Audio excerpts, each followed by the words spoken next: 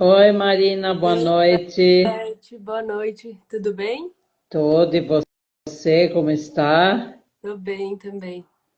Deu certo aqui a parte tecnológica, é isso mesmo, entramos, eu e você, né? Isso, entramos. Estou bom perguntar para o pessoal se estão escutando bem a Tá gente. bom.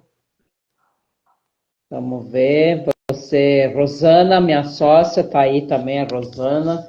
Estão nos escutando bem?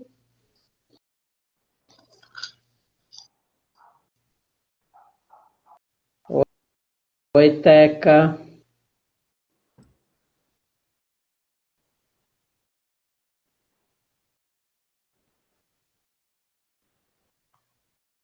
Vocês podem. Ah, sim, parece que estão escutando bem, então. Que ótimo. Ótimo. Fala você também alguma coisa assim para ver se não está tendo eco, não está tendo problema nenhum. Sim, eu tô experimentando pela primeira vez aqui, então o Instagram, então eu tô me adaptando. Vamos ver se, acho que não tem erro, né? Só para ir Ah, testando a fala. Acho que não, isso. É só para ver se o só pessoal para o está pessoal escutando que direitinho. estiver Acho que escutando, sim. Beth. É. Não, acho que está tudo certo. Daí a gente Daqui tem a uma pouco a hora, gente. né? É isso? Isso, Daí depois corta? isso. Tá. É, aí Uhum. a gente deixa gravado depois, tudo aí o pessoal pode ver também. E a gente já Legal. pode ir até avisando, pessoal, se vocês tiverem perguntas, alguma coisa, vocês já podem, se quiserem, ao longo do nosso bate-papo aqui, a gente já pode, vocês já podem fazer as perguntas aí. Tá ótimo. É. Aí a gente espera mais um pouco, pessoal, ou a gente já É, vai vamos, começando? A gente vai esperar mais não, um pouco. podemos esperar mais um Tá pouquinho para bom. ver se entra mais alguém, Sim, e aí depois, que são 8h03, é mais uns 2 minutinhos, né? tá Aí bom, o tá pessoal acha que já dá para.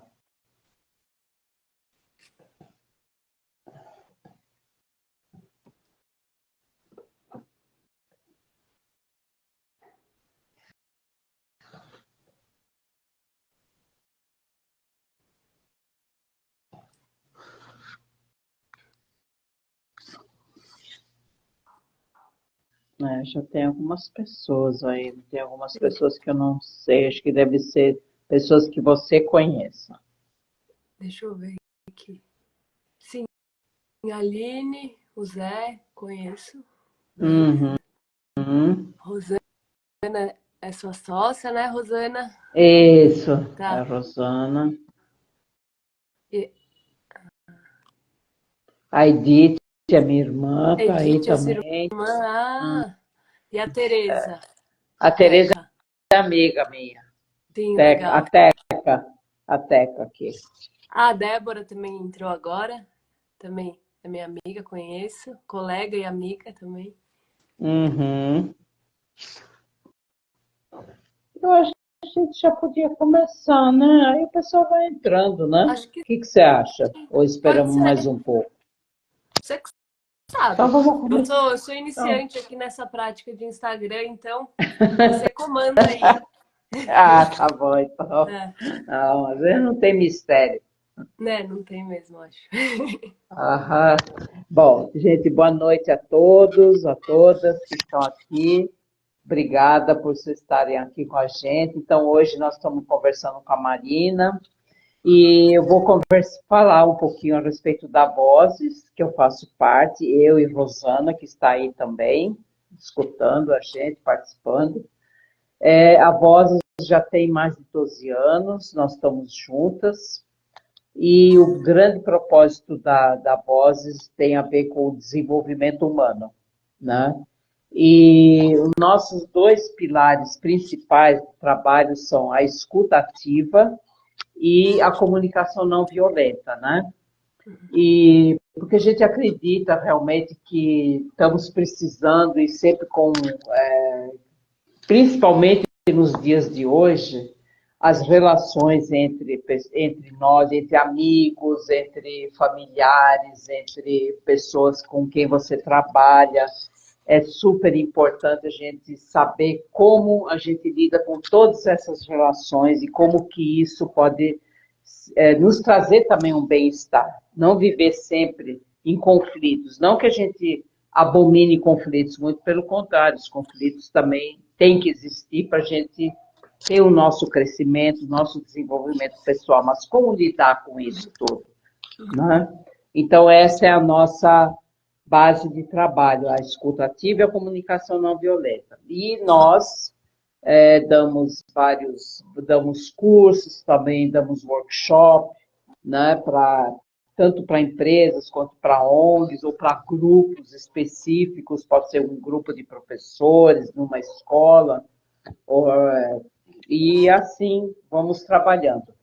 Quando começou a pandemia, nós todos ficamos isolados, né? E aí começamos a fazer as lives, né? Foi nossa forma que nós encontramos de nos continuar o nosso trabalho, fazendo alguma coisa, né? Ainda mais que foi nessa época de isolamento, né? Então começamos com as lives com vários temas, com mulheres empreendedoras e depois com outros tantos temas sempre com essa preocupação da escuta, do desenvolvimento humano. E hoje, e no mês de setembro, geralmente, a gente sempre tem feito, em todos esses anos, alguma coisa, alguma conversa com alguém, com psicólogos ou com outras pessoas, mas que tem essa preocupação do Setembro Amarelo, que é a prevenção, no mês de prevenção do suicídio, né? Então, hoje a gente tem como nosso tema a voz dos jovens, escuta ativa e prevenção do suicídio e prevenção no Setembro Amarelo, né? E convidamos a Marina, que agora pode se apresentar, tá bom? Ótimo, tá Então bom. é isso. Muito legal, muito prazer estar com vocês aqui, com a Vozes. Obrigada. É um desafio, né, falar sobre esse tema, mas também é um tema super importante de ser falado, né? Então eu vou começar me apresentando. Eu sou psicóloga, psicanalista. Atualmente eu trabalho no consultório particular, mas eu tenho uma consistente trajetória clínica, tanto na rede pública, da parte. Eu comecei na educação, na verdade, num projeto que chama Círculos de Leitura, onde a gente lia com os adolescentes e crianças clássicos da literatura e a gente lia em rodas de leitura e os adolescentes liam em voz alta, né? As crianças liam em voz alta e acabava sendo um grupo terapêutico também, porque eles entrando em contato com os acontecimentos ou do livro, da história ou os sentimentos dos personagens, eles acabavam se olhando também, podendo ouvir o outro que comentava sobre aquilo, ficava uma roda de conversa. Então tinha esse cunho terapêutico também, né? E eu achei importante falar dessa minha passagem, porque esse tema do suicídio é importante circular, né? Fazer rodar, né? A gente Sim. escutar o outro, as experiências, né? Então, eu quis frisar isso. Foi uma experiência muito rica que eu tive. Depois eu trabalhei um longo período também no CAPES Infanto-Juvenil, né? Que é o Centro de Atenção Psicossocial da Infância e da Juventude, da Vila Mariana, que é vinculado ao projeto Quixote, né? Que é os CAPs, eles surgiram em 87, né? Numa lógica de quebrar com os manicômios, né? E com essa lógica manicomial, com os hospitais psiquiátricos. E é aí que nascem os CAPs para a gente fazer um outro tipo de trabalho com pessoas que estão com profundos, né, sofrimentos aí psíquicos, intensos sofrimentos. Então, ele nasce nesse formato, né? E tem alguns tipos de CAPs. Tem os CAPs adultos, os infanto-juvenis e o de álcool e drogas. Daí tem outras duas modalidades, que são os CAPs 2 e os CAPs 3. Os CAPs 2, eles duram geralmente das 7 às 19 horas. E os CAPs 3 duram 24 horas, tem leito, então para situações que estão mais em crise de pessoas, daí tem essa possibilidade dela ficar no leito, né? Ter esse acolhimento maior, né? E O CAPS que eu trabalhei, que é do Projeto Quixote, cada CAPS tem as suas especificidades, né? Depende do território que ele está, depende da associação que está com ele, né? Tem alguns que são diretos da prefeitura, os outros não. No meu caso do Projeto Quixote, que o Projeto Quixote, ele nasce em 1996.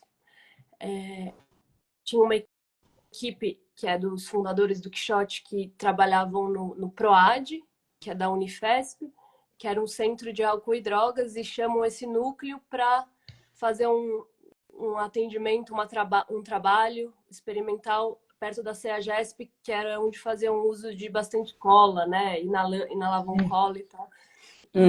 E dentro disso foi surgindo o Projeto Quixote. Atualmente, eu não vou me estender muito, para não ficar muito longo, né?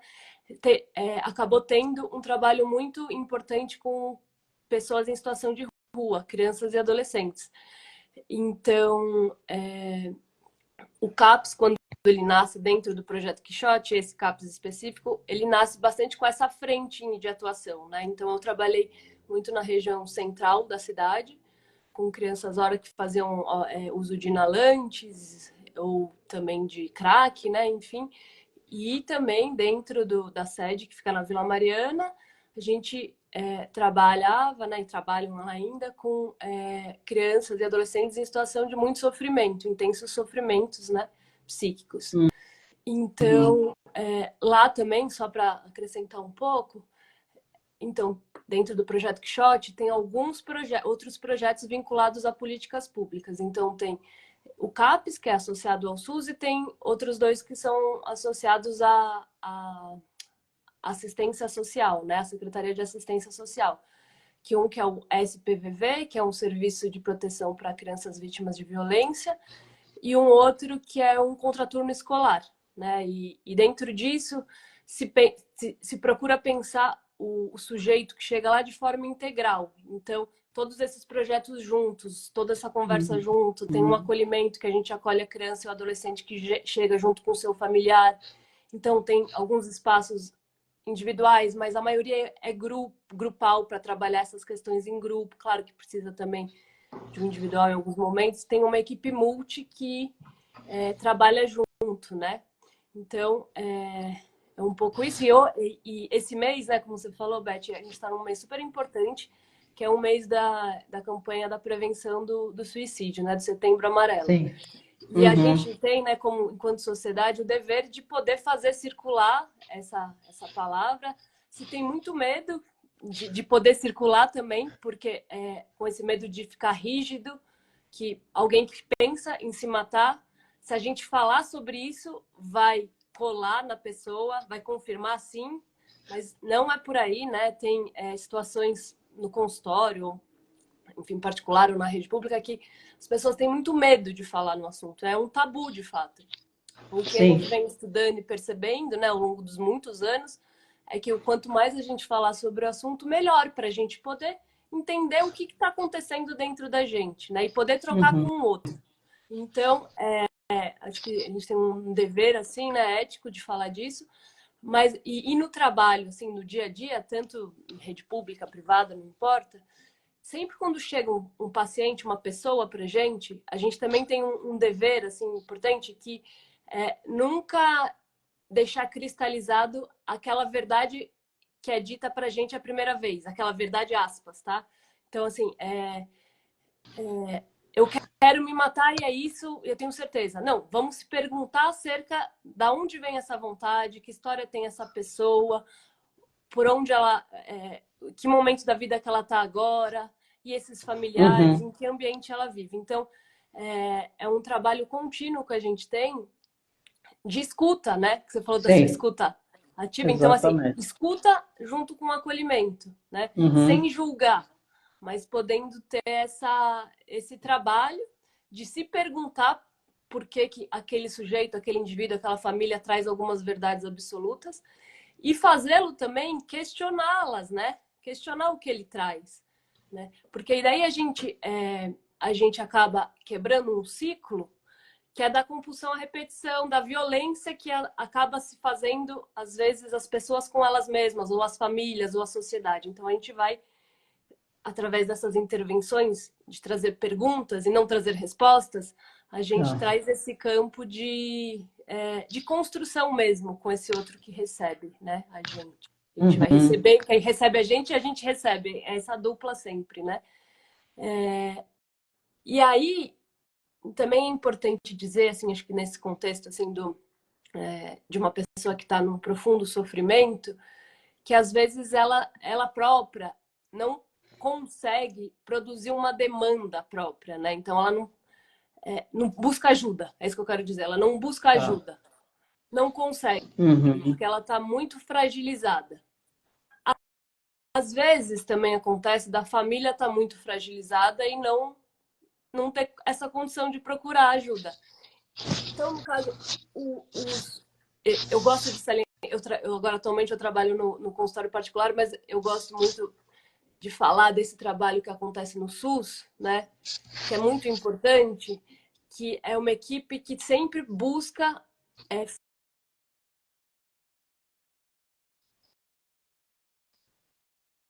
paredes. Então a gente faz busca ativa na rua, a gente às vezes a gente precisa fazer uma visita domiciliar. Então, em casos de muita violência, seja ela qual for, né? É importante os profissionais também poderem ter estratégias criativas e clínicas para poder sair da sua zona de conforto e ir atrás, entendeu? Então é um trabalho bem importante esse também, né? Bom, vou continuando aqui. Quer fazer alguma... Pode ir continuando? Tá. Pode continuar. Pessoal, se vocês tiverem perguntas, podem perguntar também. Mas pode ir continuando.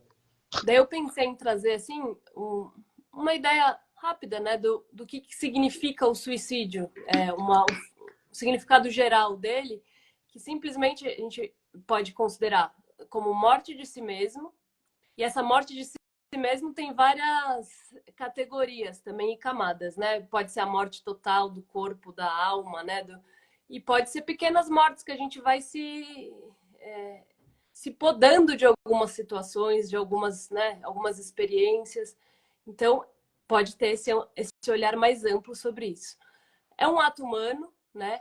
Normalmente acontece quando o sujeito está tomado de uma angústia enorme, né? Quando a vida dele não vê sentido na vida. Então,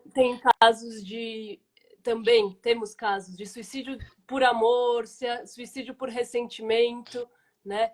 E temos alguns casos de quando eu falo suicídio, é a ideia de ou suicídio de fato ou ideia sobre o suicídio, né? Então, ideações suicidas. Então, às vezes, tem uma pessoa que está com um quadro de delírios ou alucinações e que fica muito persecutória. Então, ele pode vir por conta disso, né? Em consequência disso. Tá. E também é importante considerar esse âmbito da ideia do suicídio geral nas culturas que a gente vive, né? Então, por exemplo, a gente sabe que... Eu nem vou entrar assim, nesse ponto da cultura, porque é enorme, senão aqui a gente vai que vai. Sim. Né? Mas, por exemplo, a gente sabe que no Japão tem a questão do suicídio pela honra, né? Teve na cultura, na história, então, ou outras, enfim, em tribos indígenas, algumas outras situações assim que também é pela honra. E de toda forma, o suicídio representa um estado mudo, né? Um mudo, um calar, não pode falar, acaba, é o fim. Tá. Né? Então, isso acho que é importante dizer. E eu quero já introduzir nesse contexto a ideia da adolescência, que é uma fase que se pensa muito sobre isso, né? Que aparecem pensamentos. Que não precisa ser exatamente sobre o ato em si, de se matar, ou se, né? Mas tem muita vontade de acabar com tudo, jogar uma bomba nessa escola, acabar com esse problema que surgiu, porque é na adolescência também que acontecem muitos lutos, né? Muitos lutos. O primeiro deles é o luto de um corpo que era antes de criança, agora é um corpo de adolescente. Antes era um corpo e uma mente que tinha ideias e pensamentos mais infantis e está precisando se reformular. E como que faz para se reformular sendo que tem um horizonte lá na frente que a gente olha, que o adolescente olha e vê como assustador, né? O mundo é muito grande, a barbárie é muito grande. Teremos muita responsabilidade frente a isso, né? Então, o que a gente faz? Dá um desespero, não dá um desesperinho, dá um desesperão. Então, é natural que esses pensamentos aconteçam. Então, assim, isso vai acontecer, né? Isso é um fato humano. Então, e o adolescente também tem sempre uma característica de tentar se arriscar, tentar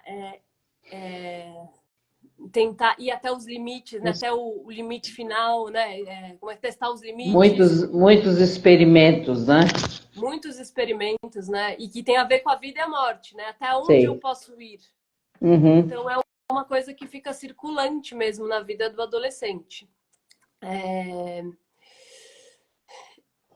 Aí tem até uma psicanalista que que eu gosto bastante, estudo ela, é a Françoise Dolto, que é uma francesa, que ela defende a ideia de que as escolas precisariam ficar abertas sempre. Porque o adolescente, não só na hora que tem o horário, né, letivo da escola, né, a questão do MEC, digamos assim, né, a parte obrigatória, mas que deveria ter um outro lugar, que não a casa dele, do adolescente, para ele poder construir acerca dessas questões, desses conflitos existenciais mesmo, né? E porque é importante, sim, figuras de adultos responsáveis que olhem para ele, depende da configuração familiar, é a mãe, o pai, o vô, a avó, a tia, enfim, não importa. Essas pessoas são importantes, mas também são importantes outros adultos, né? Então, às vezes, é um professor que ele faz um laço que algo muda e transforma a vida dele. Ele precisa de pessoas mais experientes que ele, né? Pode ser um profissional, um psicólogo também, uma psicopedagoga, uma TO, enfim, não importa, um médico. Qualquer pessoa. Pode ser, não precisa ser da área de saúde, qualquer, né, uma costureira, não importa. Mas também é importante essa função do semelhante, uma pessoa da idade dele, para eles poderem ir construindo juntos, né, esse terreno que eles vão habitar, esse mundo que eles estão construindo juntos. Então, sempre ela fala disso, né? E é difícil a gente encontrar escolas que realmente abram as portas no período extra, né, que não é o obrigatório. Então, a gente tem uma falha aí nisso, eu acho, né? De política Como é que é?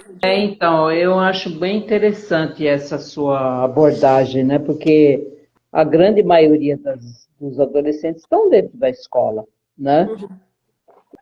E como é que você pode construir isso nas escolas, ter essa política nas escolas? Porque muitas escolas hoje em dia elas estão até se afastando desse tipo de coisa. Então, vamos dizer assim, a escola está bem, vamos dizer assim, a educação está muito mercantilizada, né?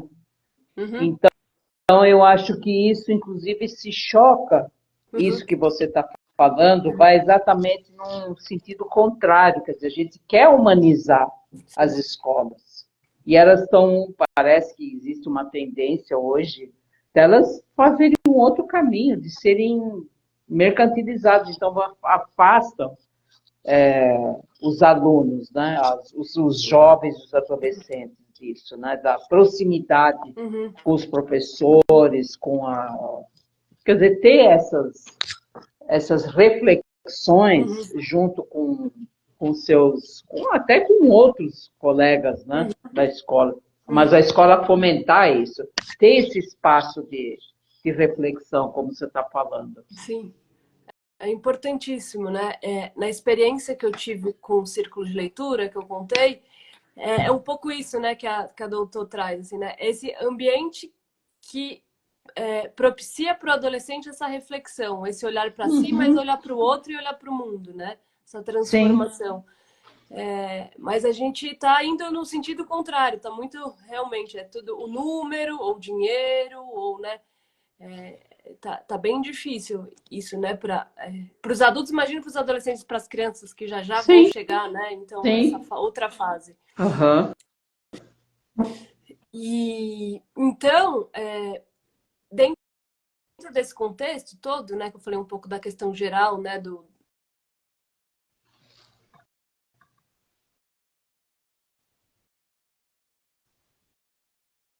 Eu não estou te escutando.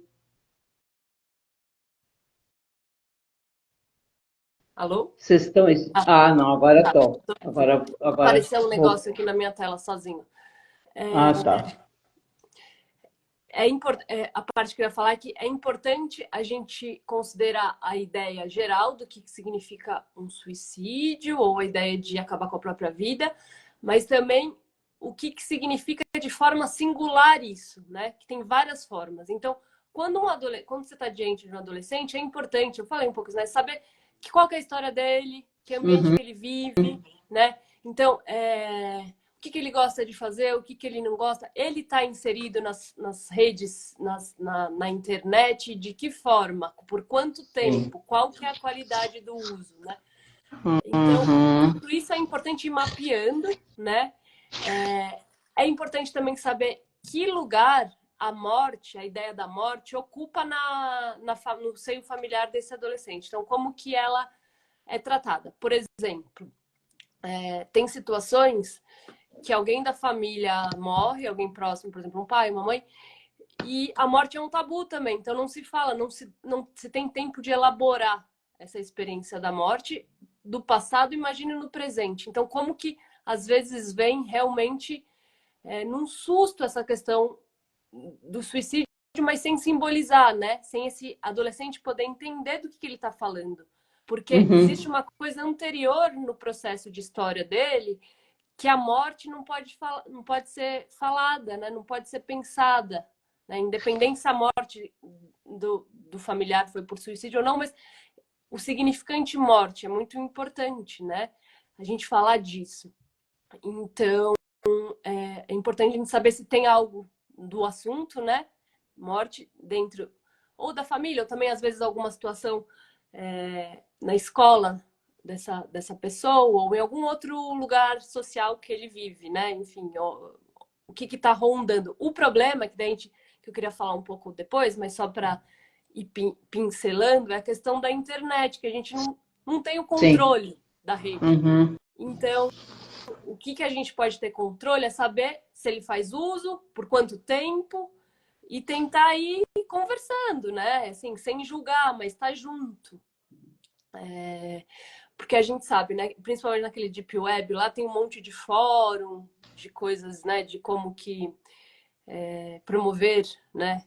Como se matar, como se automutilar, que são coisas criminosas e bem graves, né? sim. Já já a gente vai entrar nisso, já queria falar um pouquinho mais disso.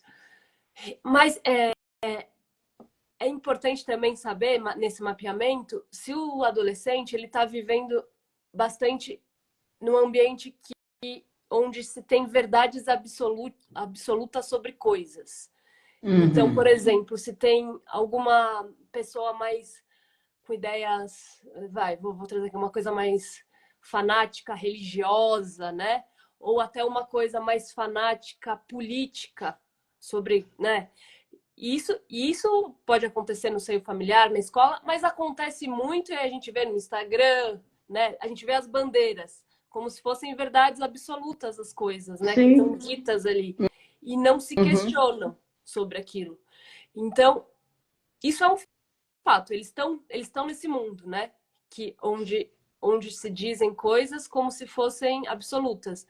Então, a gente sempre como profissional, né, eu acho que para todo mundo é importante a gente ir questionando elas, né, o que é dito, o que chega para gente, seja pelo WhatsApp, seja pelas redes sociais. Então, é um movimento contínuo aí, né, e bem trabalhoso. eu acho que é bem trabalhoso, como você está falando. Sim. A questão da escuta, né? Porque tudo isso é escuta, né? Quer Uhum. dizer, o que esses jovens estão pegando da internet, né? Como é, porque eles tem muitos que interagem muitas horas, são muitas horas, né? Uhum. Muito mais do que dentro de uma sala de aula, Sim. ou até muito mais do que uma conversa com os familiares, ou na sua casa, com parentes e tudo mais, né? Sim. Então, eu acho que o certo, digamos assim, o certo, é que não devia ter nenhum tipo de assunto tabu, né? Sim. Se falar sobre todos os assuntos que estão aí. Então, os pais, hoje em dia, acho que tem muito mais trabalho, Uhum. né? Porque tem que estar inteirado, tem que trabalhar, tem que estar inteirado de todos os assuntos Uhum. que estão Uhum. As cartilhas, né? rolando. Os manuais de como ser um bom pai ou como ser uma boa mãe. Isso, Uhum. Então, sabe, eu acho que tem muita coisa e às vezes eu acho que também bate um cansaço Uhum. muito grande, eu acho que também dos familiares, dos adultos,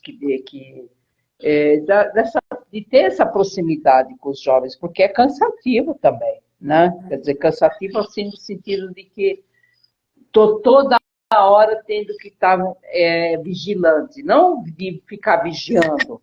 Sim, porque se Os, ficar vigiando, e daí não tá numa boa, não, né? Mas não é é interessante mas isso. vigilante assim no sentido eu tenho que estar por dentro de um monte de coisa, tem que estar sempre próximo, Uhum. aberto para Uhum. conversas e para todos os tipos de conversa, Uhum. né? E isso dá trabalho, eu acho, Uhum. dá muito trabalho. Dá muito trabalho mesmo, assim. A gente também que é profissional, a gente tem muito trabalho, mesmo com essa distância que a gente tem. Então, assim, às vezes chega caso pra gente que o adolescente ou a criança está tão viciado ali no recurso, né, tecnológico, na tela, no jogo, enfim, né, que a gente não consegue acessar mesmo, tem um muro gigante. Então, às vezes, uma estratégia que a gente usa é aquela ideia que eu falei, né? Às vezes a gente precisa criar dispositivos para se aproximar. Então a gente joga junto. Na pandemia, por exemplo, quantas vezes eu não joguei Roblox? Quantas vezes eu não entrei num negócio que eu nem sei, Discord, umas coisas assim que eu tive que me Sim. desafiando nesse mundo também. É um desafio, né? Uhum. É um desafio bem grande para todas as gerações, né? Então, assim, o quanto também que você falou, para o familiar é difícil, e como é importante para esse familiar falar para o adolescente que é difícil para ele, Sim, mas que ele está tentando, mas que ele não sim. sabe também a resposta, Isso. né? Que às vezes a gente não tem mesmo a resposta de como fazer, Uhum. mas que a gente está junto, mostrar de alguma forma que vocês estão juntos no problema, né? E que vocês podem estar construindo junto alguma saída, nem que seja provisória, para esse conflito, para algum conflito, né? Para alguma situação. E aí a gente já vai falando de prevenção, né? Da ideia de como prevenir situações mais graves. Porque eu queria só citar aqui que tem o René Roussillon, que é um outro psicanalista que ele estuda muito o Winnicott, né? Que é o outro psicanalista, que ele traz um conceito que são as situações limites, né? Que às vezes o sujeito está numa situação muito limite de existência. Então, e ele dá alguns exemplos de que situações seriam essas. Pode ser a situação de rua, pessoas em situação de rua, pessoas Uhum. em um deprimido que está enlutado com a vida, mas ele não sabe nem por qual perda que ele está enlutado, que o buraco é tão, né, tão profundo que ele não sabe e que fica desamparado. Então ele vai... Eu acho legal essa ideia de esse termo, né, situações limites, porque a ideação suicida é uma situação limite também, uma situação Sim. extrema, né? Uhum. É onde ele diz assim, né? Que o sujeito ele precisou se retirar dele mesmo para viver. E sobra só um retraimento, né? Então, o sujeito, ele se sente quase, ou ele não se sente. Ou ele quase se sente, ou ele não se sente. Eu acho bonita essa ideia de, né? Dele não poder existir enquanto sujeito inteiro, né? Por partes. E é nesse momento que o outro é importante, que esse outro que ele traz a ideia do lado a lado. A gente está lado a lado do sujeito. Então, quando eu te falo que às vezes eu preciso jogar o jogo Roblox com um menino que está viciado no jogo Roblox, eu preciso saber que universo ele tá. para ele poder falar comigo. Senão ele não vai sair Uhum. daquilo. Então eu preciso ir até ele. Preciso ficar lado a lado e ele ver que eu sou um outro também, que eu posso falar a língua dele, mas que eu também sou diferente. E a partir daí a gente pode fazer uma relação assim de construção mesmo, em termos dessa situação que nem ele mesmo sabe que ele às vezes está, né? Então, a questão da prevenção, quando a gente pensa, uma das coisas é sempre importante manter laços, né, com os adolescentes. Mesmo que eles estejam mais difíceis, né, de acontecer, mas a gente tem que deixar alguma lembrança de um laço ali com ele, né, fazer algum... Cada um tem um jeito de assumir isso, né, cada pessoa, familiar, educador, enfim. E dentro disso, esse outro também precisa saber que ele precisa dessa escuta, né? Que ele precisa, essa escuta não pode ter julgamentos, não pode amenizar. Então, quando o adolescente fala dessas vontades, né, que ele pode estar tendo, né, de sumir, de desaparecer, ou de matar, ou de morrer, uma das coisas piores que tem é, isso vai passar. Não, tudo bem, pode passar. Mas vamos falar Pode não disso, passar. né? E pode não passar, justamente, pode não passar. Então, assim, a gente precisa encarar isso junto. Ó, é um assunto muito difícil esse, muito doloroso, mas a gente está junto. E é importante para o cuidador, né, que está junto com esse jovem, poder também se olhar e quando ele perceber que é muito para ele, e procurar uma ajuda e falar para o adolescente, ó, tá muito difícil para mim, eu tô com muita dificuldade, vamos procurar alguém juntos para daí te ajuda e me ajuda também nessa relação. Então acho que isso é uma coisa importante, né, de se pensar e se fazer, não só ficar no pensamento, mas ir para ação e assumir, né, uma questão até ética importante, né, de cada um que está com o outro na relação. E tem algumas coisas que acho importante colocar aqui, Beth, de observar também alguns comportamentos, né, que podem indicar alguma questão, né, alguma situação de sofrimento maior que precisa procurar ajuda, né, de um profissional talvez mesmo, ou às vezes até no momento a pessoa ali que está junto consegue dar conta, né? Então, cada caso é um caso, não tem jeito. Mas, assim, situações que você percebe que a criança ou o adolescente estão se automutilando, né?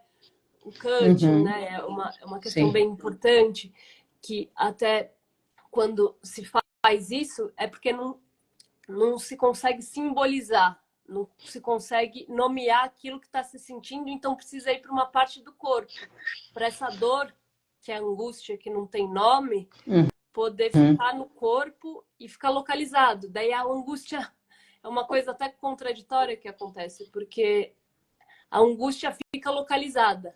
Ela estava num mar, né, abandonada e sem nome, sem contorno, e aí se consegue colocar isso através... É uma coisa que dói, mas dá alívio também. Então, quem percebe, né, que os braços, assim, às vezes os adolescentes andam muito fechados, coloca o capuz, coloca coisa aqui, tá se escondendo muito, tá muito retraído, fica muito no quarto, fica muito, sei lá, em algum tipo de isolamento, em algum lugar interno, mesmo que, né, é importante procurar ajuda, né? Então, isso eu acho que é importante dizer aqui nessa live, né? Deixa eu ver.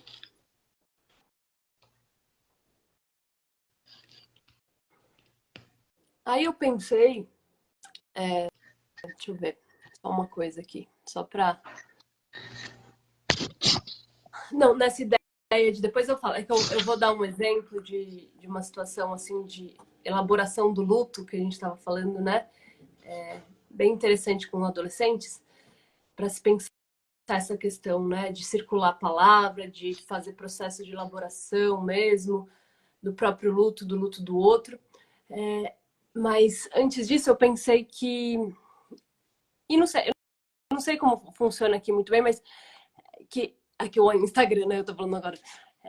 Mas que quando a gente está podendo acolher o outro, ter essa escuta mais ativa, e a gente está com dificuldade de olhar para o outro, e quando a gente olha para a gente, né, e podemos falar para o outro que a gente também sentiu quando a gente tinha a idade dele, a gente também sentia as mesmas, não as mesmas, mas semelhantes, né, coisas parecidas, angústia, tristeza, vontade de destruir a escola, vontade de destruir aquele professor que me deu a nota ruim, ou do menino que me chamou de gordo, de 4 olhos, sei lá, qualquer coisa. Antes era Sim. assim, né? Agora o bullying vai aumentando, né? O espectro de tudo vai se aumentando e vai ficando mais difícil também, às vezes, a conversa, né?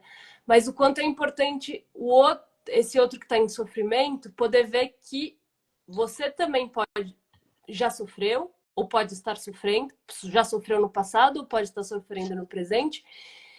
E, aos poucos, ele podendo ter esse olhar para o outro, que é essa relação lado a lado, que é da escuta e do acolhimento, ele pode ir saindo, aos poucos, dessa posição de vítima, né? De vítima ou de culpado. Porque, assim, ou ele às vezes se coloca assim, só acontece isso comigo, eu sou, né? O mundo é contra mim, ou eu sou o culpado por todos os problemas do mundo. Entram nesse raciocínio muito polarizado sobre as coisas. Então, essa função do outro, seja o outro familiar, o educador, seja lá o profissional, né? É quebrar um pouco essas cristalizações sobre essas ideias absolutas novamente, né? Interessante. Eu acho que é mostrar, é humanizar as partes, né? Né? Então, é você também se vulnerabilizar na frente do outro, dizendo que também você já sofreu isso, ou, sei lá, as suas experiências também. Que você também pode ter passado por determinadas situações extremamente limítrofes, né? Sim. Eu acho que é bem interessante isso, porque eu acho que humaniza, a pessoa não é a única no mundo, não sem desfazer da dor do outro, né? Exato. Que é isso também é muito comum. Não, que nem você falou aí uma hora, você, não, isso passa. Isso passa. Não estamos falando disso. Né? É que esses sentimentos existem para todos. Né? Sim. É muito importante, porque a gente humaniza, como você falou, né? Esse fenômeno, que pode acontecer com qualquer um. Sim. A gente não está falando nenhuma mentira, é isso, né? É humano, sim. Sofrer do humano. E essa coisa meio poliana, assim, né? De falar, né? Tem que só falar de coisas alegres e felizes. Que sociedade é essa que se alimenta, né? De mentiras, né? O que vai acontecendo com isso, né? É complicado. A sociedade faz de conta que nós estamos muitas vezes, é o que a gente tem visto, né? Sim. Coisas de mentirinha. Exato. Que é o que as redes trazem, né? Exatamente. Que as redes trazem, que a gente vai entrar nisso aí. Mas então, o que o profissional precisa ajudar o sujeito, esse que está em sofrimento extremo, é organizar melhor a economia de sobrevivência dele. Então, isso eu acho que é interessante. Então, como que ele organiza... E é isso, Marina? Então, isso é muito... É o trabalho pouco a pouco, é o laço, né? Esse laço, esse lado a lado que a gente vai fazendo. Até tem situações, como eu te falei, às vezes eu preciso ir até o adolescente que está viciado no jogo. Às vezes a gente pode procurar também um outro profissional que é o acompanhante terapêutico, que é conhecido como AT. Então, assim, às vezes ele precisa ir, a pessoa não sai de casa, então esse profissional vai até a casa, constrói, entende o terreno de fato concreto, né? Então, quando eu trago a ideia do cutting, da automutilação, é a coisa concreta que esse adolescente está precisando ver ainda. Então, às vezes, é importante um outro ir até ele de forma concreta também, em situações muito extremas. Então, assim, isso é uma forma que pode ajudar bastante. Tem uma citação de literatura do Pequeno Príncipe, que é aquela ideia da raposa, né? Quando o Pequeno Príncipe encontra a raposa e eles têm um diálogo, sobre como cativar. Ele começa a conversar com a raposa, não lembro exatamente aqui agora, mas ele encontra de repente ela e daí ele pede alguma coisa, daí ela fala que não vai dar porque ele precisa cativar ela. E aí ele fala, mas o que é isso, cativar? Daí ela fala, você precisa vir hoje aqui conversar um pouco comigo, amanhã você me traz uma rosa, sei lá, não sei se é isso exatamente, né? Mas é esse processo, né, de aproximar de alguém que está muito longe desse mesmo até. E tem muitas pessoas muito longe, né? Então, daí a gente entra nesse problema das redes que tá assustador mesmo, né? Porque tá criando cria mais ansiedade, essa coisa, cria mais depressão e cria um sistema de dependência que a gente não consegue ficar sem a tela, né? Seja, as redes sociais produzem shorts, vídeos, eles vão produzindo essa vontade de ver mais, você não tá vendo nada ali, né? Daí tem essa sociedade da farsa, que parece que todo mundo sabe que é farsa, mas todo mundo concorda, né? Então são filtros, são bandeiras, são verdades absolutas escritas ali, né? E aí vai virando uma bola de neve. A Julieta Jerusalinski, que é uma psicanalista que estuda bastante sobre esse fenômeno que falam, né, dos diagnósticos de autismo, né, que tá uma questão grande, ela usa a ideia de intoxicações eletrônicas, né? Que quando se está intoxicado de coisas eletrônicas, existe um apagamento do sujeito, de quem se é, né? Que novamente volta nessa ideia de situações extremas, né? Então e para o suicídio, isso é um campo assim, perfeito, né? Então é um campo propício para a coisa ir longe. A gente tem um caso que é bem conhecido, que deixa eu ver aqui se eu anotei o ano, agora eu não lembro mais o ano. É antigo, viu? Depois a gente pode ver. É um caso que se deu no Rio Grande do Sul, que o nome do garoto está na internet, é só pesquisar, chama Ian Lu, o menino se chamava Ian Lu, e o suicídio dele foi assistido pelas redes, né? E quem acompanhava era um psicanalista lá do Rio Grande do Sul, que é o Mário Corso, e que esse menino, todo mundo viu esse menino se matar, assim, e incentivavam a morte dele, né? E ele fazia. Isso foi muito grave, e é muito grave, acontece muito. Acho que foi aqui em 2017, não sei quando, teve aquele fenômeno lá da baleia azul, né? A baleia azul, você lembra? Desse jogo, que era muito grave também, né? Que essa coisa de massa que vai surgindo, que a Deep Web também alimenta e não se tem o controle, é uma coisa criminosa, né? A gente fala do CVV, né? Do Centro de Valorização à Vida, que bom, mas nas redes existe o CVM, né? Existe, infelizmente existe, que é esses fóruns que incitam o suicídio, incitam os massacres nas escolas, os desafios, né? Então, isso aí está muito em alta ainda, né? É uma coisa muito poderosa. Porque, assim, tem uma ideia importante que, assim, o adolescente sempre vai ter essa fantasia da morte, né? E de como atuar, que eu falei no começo, né? Desses limites todos. Mas existe uma coisa que salva o adolescente, que segura ele, que é o laço. Eu estou insistindo aqui nessa questão do laço. É o laço afetivo, né? O laço que se pode ter com o outro, que é essa energia vital. Porém, se esse outro que ele se conecta é um outro mortífero nesse lugar, que incita, então a última esperança que ele vai ter para poder, né, sobreviver dessa crise é esse outro que fala, se mata. Então é muito grave. Então, assim, isso aqui é muito terrível mesmo. E essas violências na rede, assim, começa com coisas pequenas, que você não dá. Isso aí é o mais grave de todos, né? Eu acho que a gente pode falar assim, né? Mas tem, por exemplo, aquele jogo lá, Roblox, que todo mundo fica jogando, tem milhões de jogos, sei lá quantos jogos. Existe um chat nesse negócio aí. Crianças pequenas começam a jogar isso, né? De 6, 7 anos. E no chat, um xinga o outro. Você tem algumas palavras gírias. Noob, por exemplo, é burro. E aí, um fala para o outro que é burro, mas uma criança tão pequena vai acreditar que ele é burro, então ele vai se desenvolvendo no lugar de burro. E que consequências isso tem, né? E tem para o presente e tem para depois. Isso não está no nosso controle, né? Uma coisa complicada. Esse negócio de efeito de massa também, teve um episódio daquele Pokémon Choque, chama. Esse é Choque, não é o Pokémon GO, é o Choque. Que foi em 97, que tiveram muitos casos de epilepsia coletiva de crianças que estavam jogando, acho que era assistindo, nem era jogo isso acho que é vídeo, é desenho. Que na hora que o Pokémon dá um choque, as crianças tiveram um negócio, né?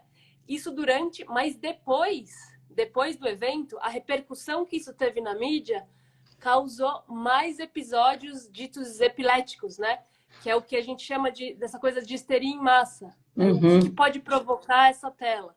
Então, isso dá para ver nesse Pokémon Choque, dá para ver nesse fenômeno dessa baleia azul, né? Então, é isso. E quando a gente pode tentar pensar numa esperança desse sentido, dessa tela não mortificante, né? Que é isso, Sim. né? Eu lembrei, até comentei com você, daquele Pokémon Go, que é o outro jogo que você consegue sair da sua casa, vai pra rua, mas você sai com o celular procurando o Pokémon invisível, entendeu? É muito louco isso. Então a gente está sobre essa lógica. Então a gente tem que... Como a gente sair disso? Isso. Né? As telas têm essa coisa da fragmentação. Para uma criança e para um adolescente que vão se desenvolvendo, como é duro isso. Então, assim, às vezes a gente abre várias páginas ao mesmo tempo dos guias da web, né? Ou, sei lá, tem uma coisa sobreposta com a outra. Como isso é para a constituição do psiquismo dessa pessoa? Como fica bagunçado, né? Ao mesmo tempo, essa criança, esse adolescente, tá dentro de uma sociedade que cada vez mais está entre muros, entre grades, e não se pode sair. Então, hoje em dia, quando se libera um adolescente para sair para pegar um ônibus, demora, né? Porque ele pode tomar um assalto ali, pode, né? Qualquer coisa. Sim. Tem medo do sequestro. Então, assim, a gente vive essa ilusão também de estar monitorado por muitas câmeras, e a gente, né? A gente acha que está dando conta. E aí, muitas vezes, os pais deixam as crianças, os adolescentes sozinhos, porque tem uma câmera olhando ele, mas ele está olhando para a tela ali. Então, quanto a gente vai se perdendo nisso e se prendendo, e se perdendo e se prendendo, né, nessa lógica. Marina, como a gente tem agora só, acho que 5 minutinhos, Sim. mas você vê como passa tempo, rápido. passou rápido. Falei muito. Como é que o que você diria que são algumas questões mais importantes onde a gente pode, nós, pessoas comuns, podemos ajudar nessa prevenção do suicídio com os jovens? Com os jovens. Isso. Eu acho que eu vou repetir um pouco o que eu falei, mas assim, que eu acho que é importante enfatizar isso, tá? Precisa poder sentar na altura desse jovem, né? Então, assim, que nem quando a gente tá com uma criança, não adianta você ficar grandão. Criança tem medo de cachorro, por quê? Porque cachorro é gigante, quando a criança pequena tem 2 anos, por que ela tem medo? Porque o cachorro é muito grande. A gente precisa ficar na altura Sim. real, né, física e também metafórica, né? Então, assim, como que a gente pode ficar nessa altura desse outro que é um adolescente e por si só ele tem conflito. Então, assim, a gente tem que saber que esse jovem tem conflito. Então, como ficar, né, nessa altura? Cada um vai encontrar uma resposta, não tem uma receita de bolo. Ao mesmo tempo, para prevenção é isso. Assim, observar como tá o comportamento dele, se ele tem amigos, ele se socializa, ele está muito fechado em alguma ideia, ele está muito obstinado por alguma coisa, ele está rígido em que ponto, né? Ele está se escondendo no moletom, ele está com o boné se escondendo. Como é o corpo dele nisso, né? E tentar ir propiciando conversas, às vezes ir conversar na escola também, para ver como ele está. Em todos, se você mesmo tem dificuldade com aquele adolescente, assim, você precisa procurar outros adultos responsáveis que estão olhando por ele também, para poder trocar ideia. Acho que o cuidador, para ter essa prevenção, né, seja ele qual for, ele nunca pode se colocar sozinho também.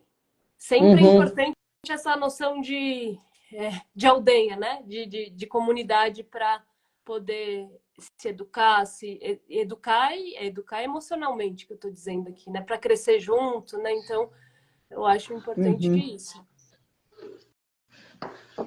Deixa eu ler aqui. Tem a minha amiga aqui, a Estela.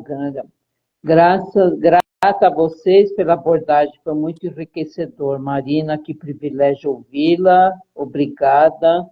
Alvozes, tal. Legal. Oi, muito legal. Então, nossa, só tem mais alguns minutinhos. Nossa, eu gostei demais assim de escutar todas essas observações que você fez, todas essas reflexões. Eu acho que o mais importante realmente que eu acho que eu entendi é a questão da escuta, a questão da criação de laços entre as pessoas, seja entre o jovem e o outro adulto, não necessariamente com a família, mas pode ser outra pessoa. Essa vulnerabilização de ambas as partes, né, porque humaniza, né, essa relação.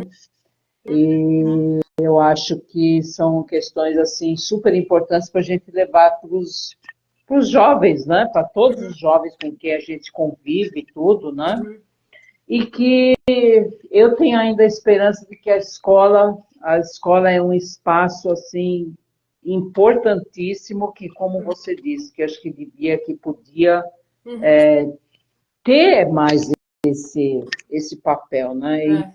E se entregar mais para esse tipo de coisa. Eu acho que é benéfico para a própria escola, né? Claro. De criar esses espaços. Porque é um espaço de segurança, né? Que se Sim. cria. Isso é mais segurança do que as grades e câmeras. Ter uma Exatamente. escola aberta, né? Exatamente. É isso que o pessoal... Eu acho que é muito complicado quando se fala, então, grades. Não, o problema não são as grades, o problema é a abertura, você poder falar, ter esse espaço seguro. E você ser ouvido. E quando se tem um medo excessivo das coisas, é difícil sair dessa lógica, né? De grade. Então, é importante poder abrir, ampliar, né? Encontrar outros, poder pensar em novas ideias, enfim.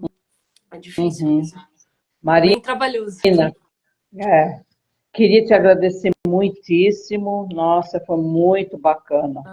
Então, a Rosana até está falando, é importante falarmos sobre os tabus. Sim. Né? Falarmos sobre os tabus, super importante. Queria agradecer você pela sua disponibilidade de se abrir, de vir aqui, de conversar abertamente com a gente, com todas essas pessoas. E eu queria agradecer também todo mundo que está aqui. E vamos deixar a live gravada, né? E se possível, a Marina ficou também de mandar alguns links, né? Depois eu vou ver como é que eu insiro esses links junto com a live, faço uma observação, uma postagem à parte, sei lá, vou dar um jeito de ver como é que a gente faz isso. Que aí teria outras coisas que vocês poderiam também procurar, olhar, saber, se aprofundar no assunto. Mas muito obrigada, Marina. Obrigada. E eu acho que é um assunto que você vê como rende o assunto, poderíamos ficar muito mais tempo conversando. E é importante que renda, né? Também tem isso. Muito bacana. Tá bom, muito obrigada, então, a todos. Obrigada a vocês. Tchau, tchau. Tá, obrigada. Boa noite. Boa noite, tchau. Tchau.